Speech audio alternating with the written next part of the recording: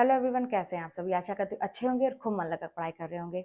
तो जानते हैं, जब कोई स्टूडेंट तैयारी करता है ना, तो वो जो टाइम पीरियड होता है वो उसके लिए एक अलग दुनिया ही होती है, बशर्ते कि ये चीज़ वो स्टूडेंट समझता है कि नहीं, उसको आम इंसान से खास बनना है कि नहीं।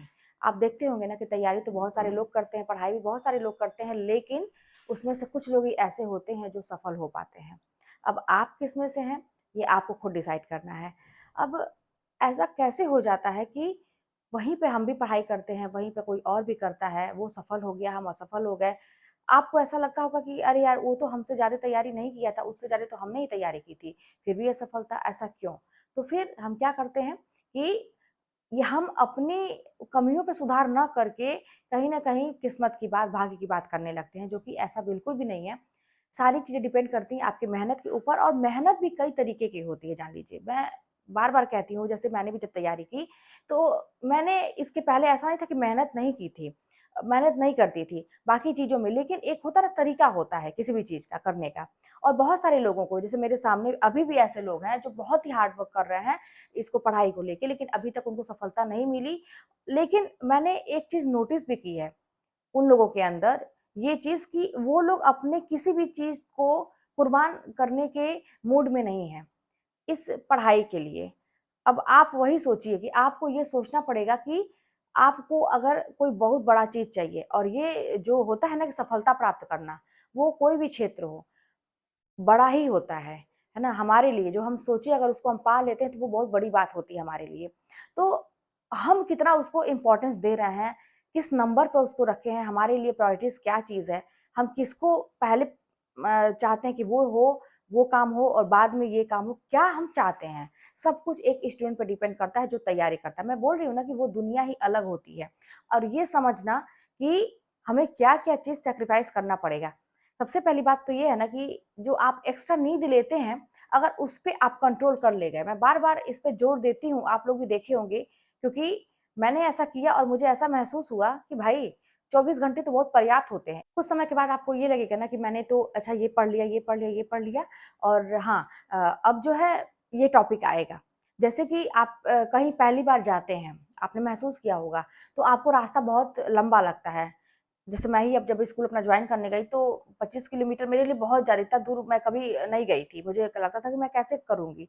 लेकिन किसी से कहना नहीं था, अंदर महसूस करना, खुशी भी थी और जॉइन तो करना ही था।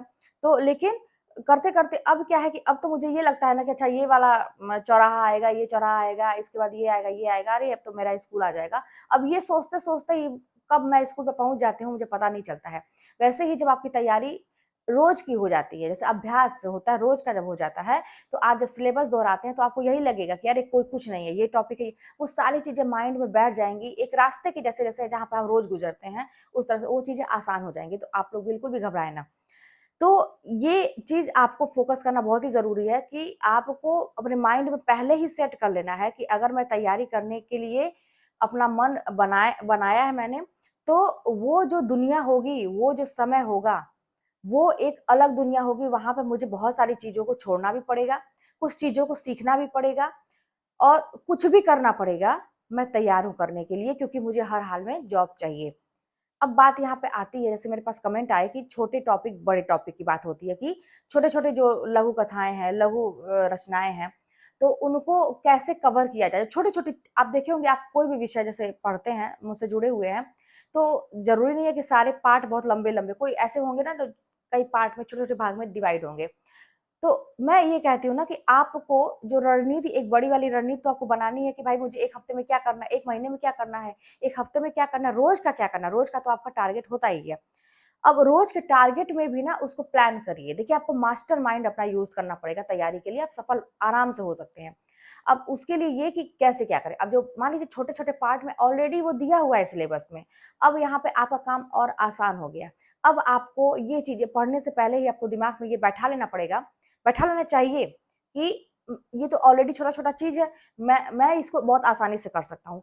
कभी भी पढ़ने से पहले उसको कठिन मान के मत पढ़िए। आप सोचिए कि ये बहुत आसान है, मैं इसको कर सकता हूँ और ये कैसे होगा, मेरा दिमाग आराम से समझेगा चीज़ों को। हाँ, कई बार जब रिवीज़न करेंगे, क्योंकि ये नियम है, आप ऐसा मान के चलिए कि आप अपने दिमाग से कहिए कि ये नियम है, कि इसको मैं कई बार जब दोहराऊँगा, तो ये चीज़ें मुझे याद हो जाएँगी। तो जो छोटे-छोटे टॉपिक हैं, वो ऑलरेडी करके दिए गए हैं आपको पार्ट में, तो उनको आप शॉर्टकट में रखिए। जैसे आपके पास थोड़ा कम टाइम है, जैसे मैं क्या करती थी कि सुबह के टाइम में जब मैं तैयार होके स्कूल जाती थी, सुबह का टाइम रहता था, तो आधे घंटे का मैं बीच में मार्जिन लेके चलती थी कि सारा काम निपटाने के बाद और मुझे घर से कब निकलना है, उसके बीच में आधे घंटे या 20 मिनट मैं बचा के ही रखती थी, क्योंकि मुझे वही छोटे टॉपिक उस आधे घंटे और 20 मिनट में मुझे तैयार करने रहते थे। मैं उन चीज़ों के लिए वो वाला टाइम आधे घंटे का टारगेट देती थी कि 2 टॉपिक, छोटा-छोटा 2 टॉपिक या 1 टॉपिक ही, जो भी आसानी मतलब अच्छे से हो जाए। ये नहीं कि बस फॉर्मेलिटी रहे, कोटा पूरा करना, ऐसा नहीं।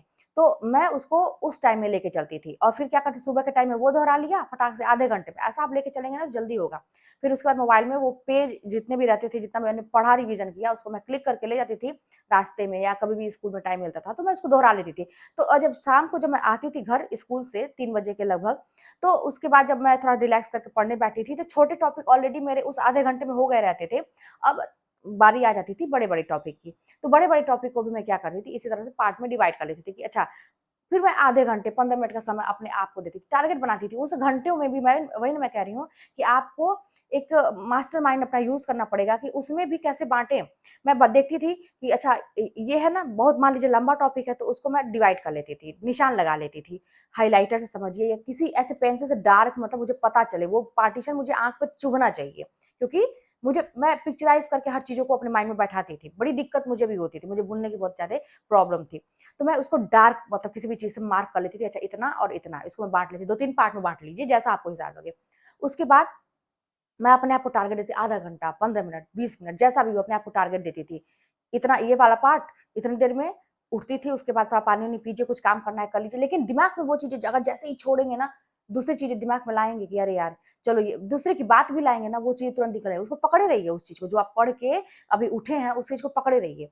सोचते रहिए उस चीज़ को। मान लीजिए पानी पीने गए, थोड़ा-सा घूम टहल लिए, ज़्यादा नहीं 5-10 मिनट, ज़्यादा करेंगे तो फिर वो भी गया। उसके बाद तुरंत बैठ जाइए और फिर क्या करिए, जो पढ़े हैं उसको एक बार रिवाइज़ फटाक से कर लीजिए, दोहरा लीजिए, एक बार पढ़ लीजिए बस। दूसरे पे आ जाइए, जो दूसरा आपने भाग निशान लगाया है। एक टॉपिक में 3 पार्ट मान लीजिए मैंने किया, दूसरे पे मैं आ गई। उसको भी मैंने ऐसे 15 मिनट 20 मिनट का टारगेट दिया, उसको किया, फिर थोड़ा-सा उठ गई मैं 5-10 मिनट के लिए, फिर जब मैं आई बैठने तीसरे के लिए, तो पहला दूसरा भी रिवीज़न किया, अब तीसरे पे मैं आ गई और तीसरे को किया। उसके बाद फाइनली तीनों को 2-3 बार, और आप तीनों को दोहरा लीजिए। तो 2-3 बार, 4 बार, जितना भी आपको, जब आपका दिमाग कहे कि हाँ भाई, अब समझ में आ गया, कोई दिक्कत नहीं है, तब तक। कोई ज़रूरी नहीं है कि अगला 2 बार पढ़ रहा है तो मैं भी 2 बार, नहीं, आपको 4 बार में समझ, 4 बार पढ़िए, कोई दिक्कत नहीं है। इस तरह से करके, तो जो छोटे टॉपिक है ऑलरेडी आपके पास है, उसको छोटे-छोटे टाइम में, जैसे मान लीजिए आप घूम टहल रहे हैं ना, तो छोटा टॉपिक है, उसी में किताब हाथ में लीजिए, बस एक बार घूमते-टहलते उसको एक बार देख लीजिए। बार-बार अपनी आँखों के सामने वो चीज़ लाना और बार-बार दिमाग में बैठाना, यही होता है रिवीज़न। आप चलते-फिरते, उठते हुए, जैसे भी, कोई रूल और रेगुलेशन मत लगाइए कि मुझे ऐसे ही पढ़ना है, टेबल पे ही बै पढ़ना है, मुझे ऐसे ही पढ़ना है, लाइब्रेरी ही जॉइन करनी है, लाइट नहीं है तो कैसे पढ़ना, जैसे भी आपको जहाँ सुविधा मिले, आप वहीं हाथ में किताब होनी चाहिए, वहीं पढ़ना शुरू कर दीजिए। करेंगे तो बिल्कुल होगा, 100% आपको भी सफलता मिलेगी। तो चलिए मिलते हैं नेक्स्ट वीडियो में, और कोई बात होगी तो कमेंट के माध्यम से बताइए।